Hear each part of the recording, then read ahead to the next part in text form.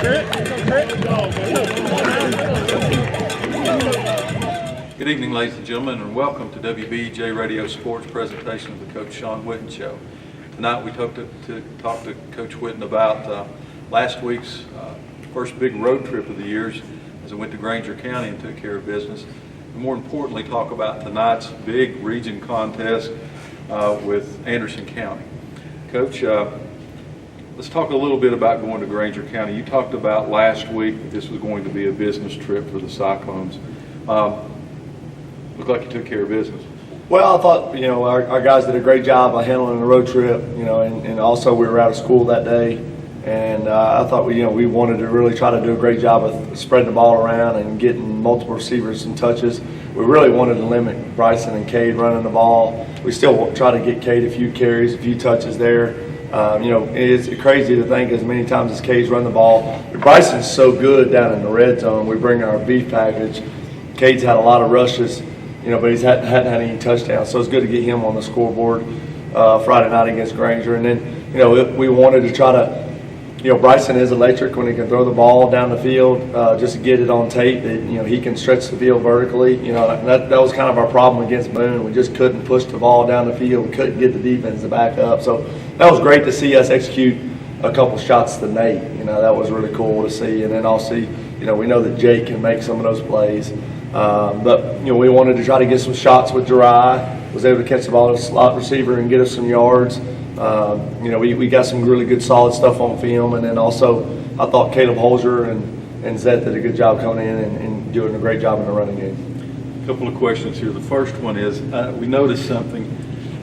If you're going to be a complete team and put things on film for people to see, you can't be a right-handed team or a left-handed team. You have to be able to attack left and right and in the middle. And you were able to do that Friday night. You took shots all the way around. Well, we did a good job. I thought we tried to move Jake around as well as, moving forward. We're going to do a job like that just like we did with Parker a year ago.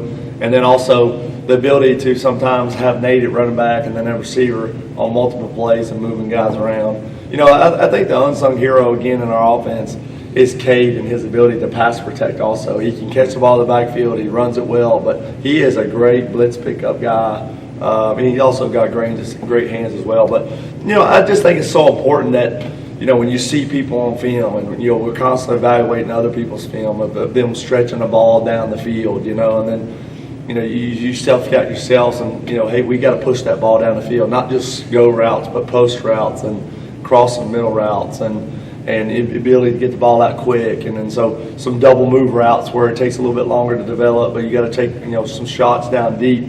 You've got to be able to do those things when you play against good people. I got one more, Tony, and then I'm going to turn it over to you. This is a program question. Talk to your brother Ryan, Coach Ryan Witten, a while back at one of the JV games, and there was a little, I don't want to say timid, but not attacking. And last week we heard you talk a lot about enthusiasm, and Ryan said this bunch needs confidence. And you go play a team like Granger and you can do some things. And I think we saw it as the game went along. When those young kids got in there and they were able to make some plays, I think about Eli Blevins with that big hit on the sideline. So Mason Ball showing his hands a little bit on the interception.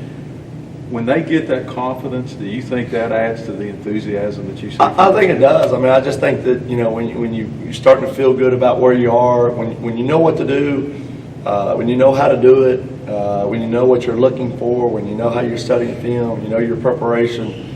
It's just so you're just one step ahead of the game. And I think for all people, it goes back to a little bit like quarterback play. When the quarterback can make the game slow down, he's going to be way a step ahead of the defense. And so when a game goes extremely fast, sometimes it's so fast when the game doesn't slow down, it's chaotic. You're a little bit unorganized. But I think really the best part out of it is we're starting to figure out ourselves of who we are as an individual and then who we are as a group. I really think that our defensive line has done a great job of kind of toning it down a little bit. Maybe against Green, we're trying to do too much, trying to make every play, trying to make every sack, trying to make every big play, and so they've done a just great job of just anchoring the line of scrimmage. And then now I think too, the best part about Friday also was getting Blake Stewart back. I think that's a key for us. But also I think Eli Williams has given us a great confidence in the middle at Mike linebacker. And now we've got 2 will linebackers, we've got 2 Mikes, and we've got 2 stars. And it's kind of fallen into place for us a little bit. I think that's going to be big for us. I think Eli Williams gives us confidence. He fits that mold a little bit behind our defensive line, the way that Maupin did 2 years ago behind our offensive line. I mean, he's just kind of the missing piece we needed, especially with Blake coming out. Now Blake can go back to his original spot that he played a year ago, that he's confident about. And then also when you play against running football teams, having our D-line in there and then having Blake and Eli Williams in there, you feel a lot better about stopping a run than you do, than with some other guys with some inexperience in there. You're speaking about Blake. It's good to see him out there just to get a couple plays under his belt. But it seemed like to me and Stacy when we was watching, when Blake come on, it was just like this automatic sense of calmness.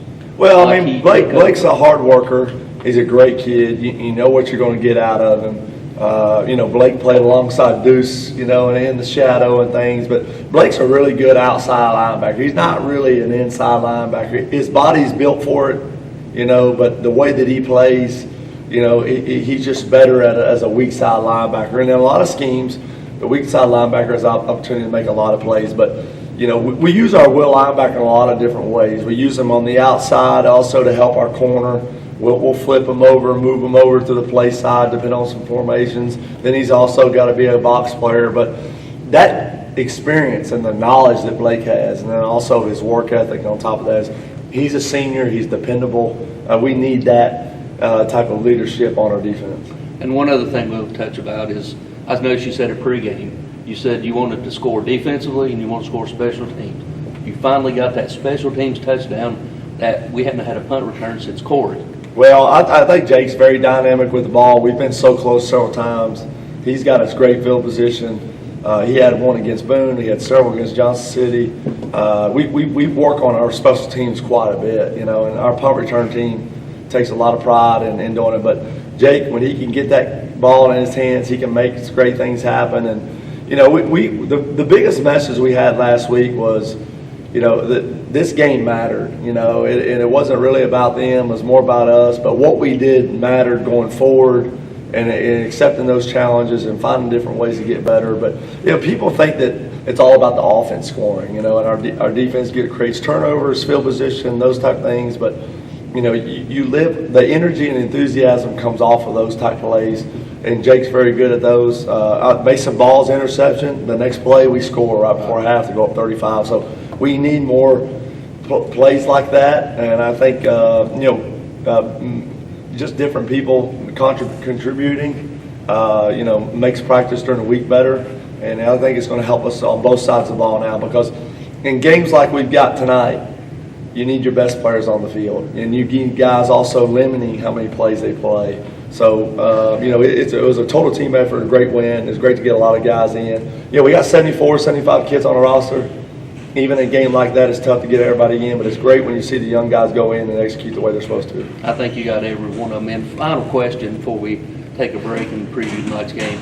The up-tempo, I noticed you went the normal look, already the line of scrimmage look at me, but then you run in some up-tempo. Was that just a gut feeling, or was that something you said going in, here's what we're going to do? Well, a lot of times lately, a lot of times we call our formation and we kind of wait and see the alignment, things like that. When we played a team like Granger, some of the teams that don't do a lot of mixing up, I think the biggest thing about us is trying to be aggressive is we can't wait on the other team. We got to go, and our offensive line's got to be able to pick up the blitzes. We got to know where we're going with the ball. We try to stay in a lot of the same similar formations, so the reads weren't really different for Bryson. But I just think that we try to do a change of pace and get going a little bit better. And when you're throwing the ball in some areas down the field and spreading the football out, you can kind of go at a pace that you really like, and you can sneak up on people. All of a sudden you get you run the ball and you get about 9 yards, you can get back to the line of scrimmage and go ahead and try to get an easy first down before they get lined up on some areas and, moving the coverage around. So that was something we worked on lately. That was something the players have kind of been on. Let's kind of move a little faster in some ways. It's good when you're moving the ball and you're productive. You also got to think about the defense at times. You don't want to give the team the ball back real quick. We had one series there. I told them when we went in the Granger game we weren't punting.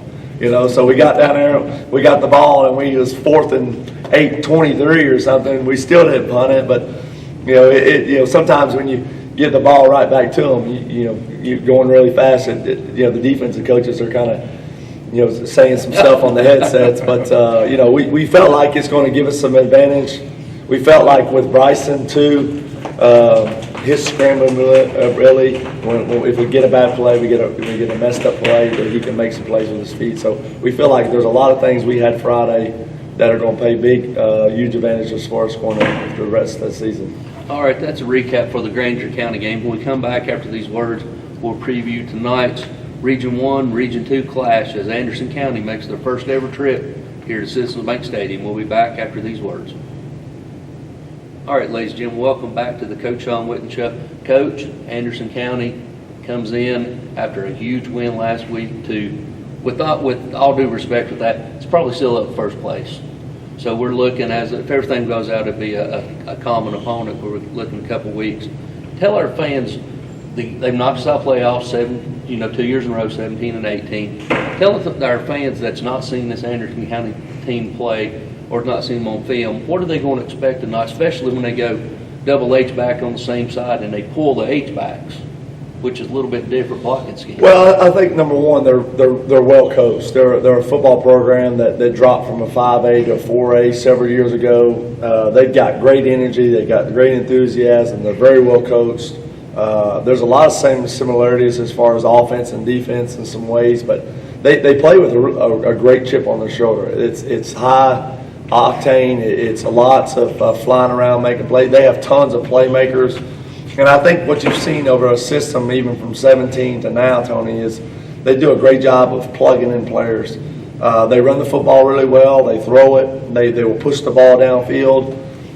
Really what's taken place over the last several years is now, there's a football team that's 2-3, but you look at their schedule is extremely tough. They really vamped up their non-conference games, Powell and Science Hill and Ray County, which is a team we should have already played as a common opponent, and Fulton, South Doyle. It's a team that scores a lot of points. They come out ready to explode. They can score at will. They can run the football. They do it. They have a lot of plays that they run. They do a lot of things defensively that they do. And so when you think about this team coming in here tonight, Tony, 2-3, then you got to go back and look who they played. They had a 60-48 shootout against Powell, which is number one team in 5A. They were up 21-7 against John City and losing 36-21. So they're a team that's scoring 35 points a game. They're giving up 36. They're averaging 21 points in the first quarter. So they do a great job of getting themselves ready to play. But they are big. They're strong. They will be an Achilles heel for our program, Greenville's program, as many times as we're in 4A. And I think it's going to be a great matchup tonight because, that's a potential rematch later down the road. You can see them twice, but also, good teams in Region 1 play good teams in Region 2. And, there's going to be a tough opponent definitely for tonight. When you're speaking of the record 2-3, they've always had a lead in the ball game up until, halftime, going into halftime or into the second half. They've lost that lead. It's like they got a little tired from inexperience, but they've got the firepower, as you said. The quarterback's pretty good. He's only a sophomore, and he's already listed as, one of the top underclassmen prospects in the state of Tennessee. They're very electric, as you said. It's almost like that they're wanting to run as many points as they can, and they don't matter if their defense gets, because they think their offense can overcome that defense. Well, that's the thing you notice about them a lot, Tony, is it doesn't matter. They play the same whether they got a lead or they got a deficit, and it doesn't matter how many points. They just feel like they can explode. They do have a lot of sophomores and juniors that play. They're going to be a great team in the future. They are definitely well coached. They play with a chip on their shoulder. They can score on any play. They do a lot of things defensively. Their defense is kind of product of their offense. If the offense isn't playing, they're going to start, kind of playing base stuff. If their offense is scoring, then they're going to be chaotic on defense, and they can play a little bit, kind of pin their ears back and kind of go. But it's really a team that it reminds you a lot of kind of Science Hill in some ways, where they have a running back that in the past couple of games and in the past years, he's had 30 and 40 carries. He's that good. Gavin Noe is a junior, number 25. He's a load. He's 215 pounds. They also use a tight end H-back, a 230, 234. They do have some size. You're going to see them on offense. They'll be spread, bunch formations, motions. They move guys around. They do a really good job of running a really good system. And so it's definitely a tough challenge for us tonight. One, because your preparation, it's a lot to prepare for in a normal week, 2 or 3 days of practice, and then we don't see a lot of teams that throw the ball around here. Down the field, stretch the field, screens, running backs get involved, tight ends get involved. And they do a great job. Now they have a go-to receiver, but they sprinkle in the other receivers, do a great job of making sure that they can do a great job of being good wingmans and making a lot of plays down the field. Final question. Knowing that there's a possibility we see them in round 2, how much do you as a coach put out there? Well, or do you just say, we'll I think for us right now, we're going to do whatever it takes to win. I mean, we're not going to hold anything back. I mean, we got to play. I think any game, we used to play Bristol at this point in time in the season years ago. I always said there was a turning point in our season, set us up for the second half. I think this is a game that, we've got to kind of turn the corner. Right now, we've got to be playing good football. We've got to be hitting on all cylinders. We can't wait. There's not many more games like this that really kind of set you where you got to go. And so I think this is going to be a great challenge for us. I think our guys are ready. I think that, we got to kind of raise the level of play, raise the level of intensity. Everything kind of gets magnified a little bit. And so, the rest will play out itself. The weeks down the road, I just think that right now it's all about one game, and we've got to put everything out there. We got to play aggressive defensively, same thing offensively. We got to be a smart football team, and I think now we've having young players or we lost a game. I mean, there's no more really kind of excuses things, even though we don't make them. But we know what guys can do, what they've done. We played 4 games, 3 scrimmages. So we know who we got to go to. We can't wait for anybody else to step up, and we just got to go and play and do the best we can.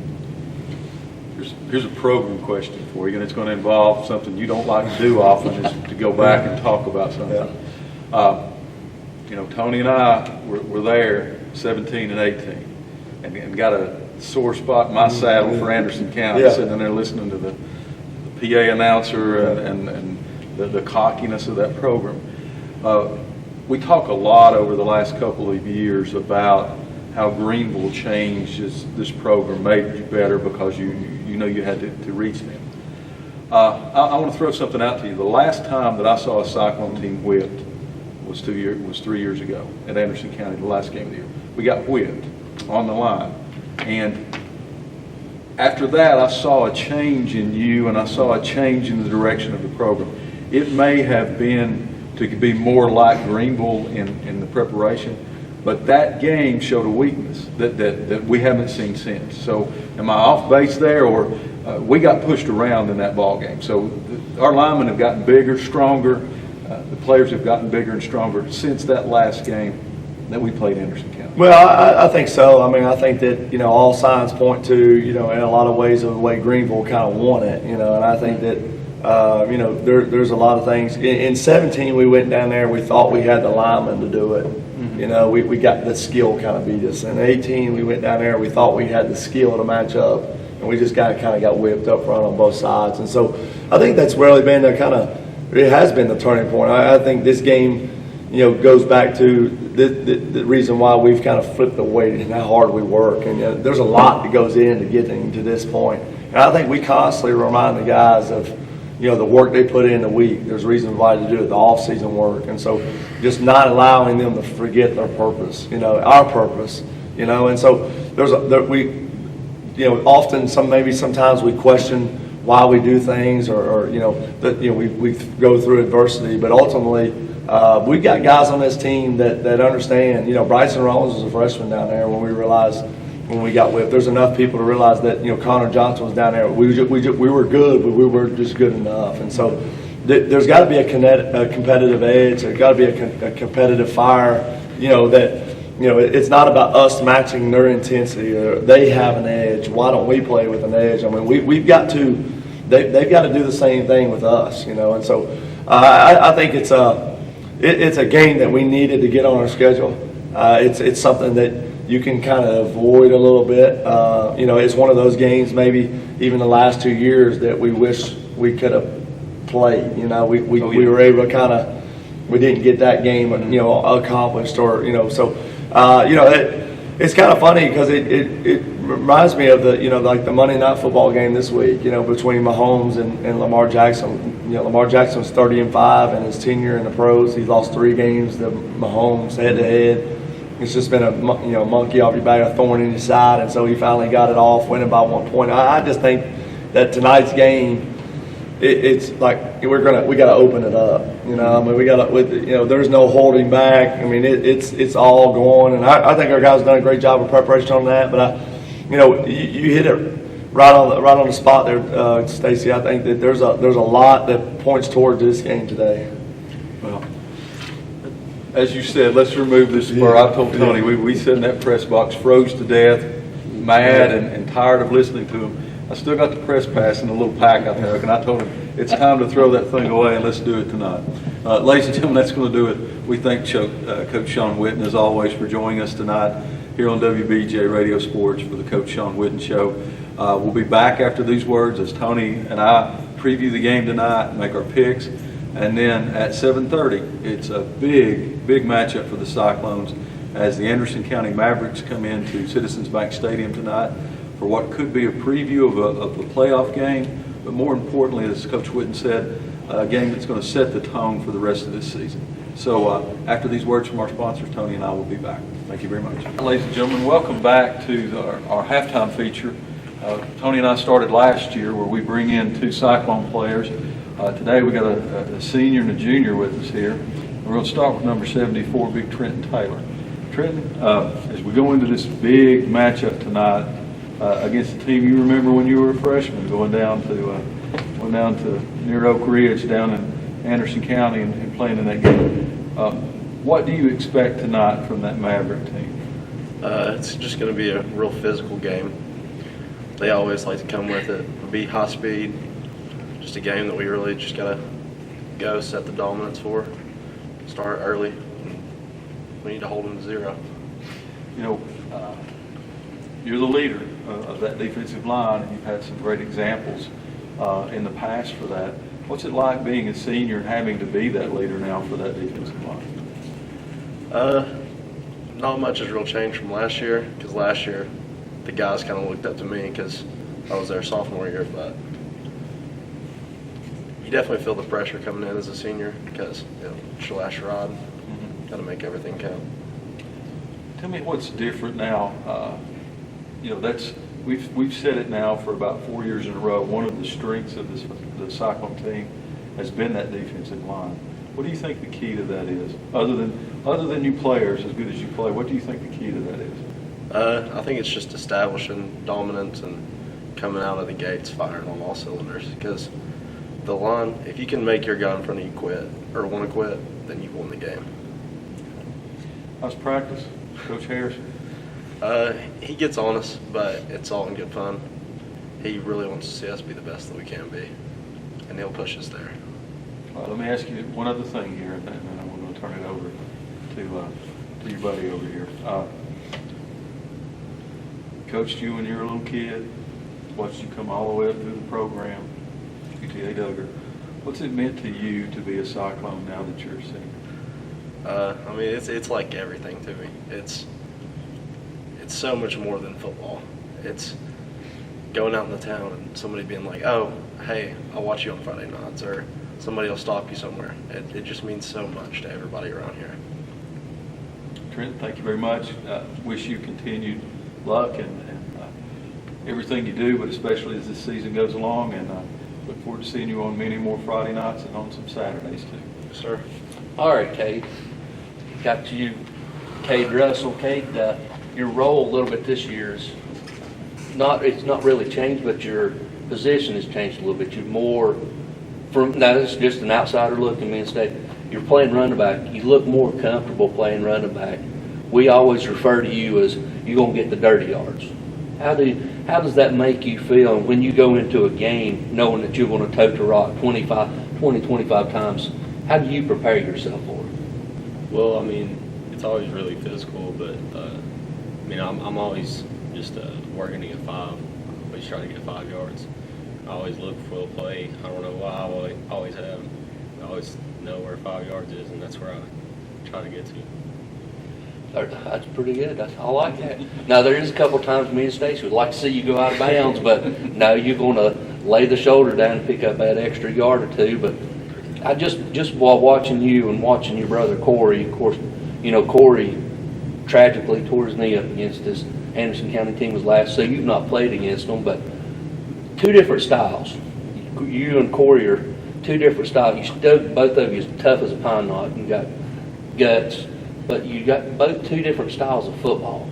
How do you contribute that? I mean, you're almost identical as far as size and weight, but 2 different styles.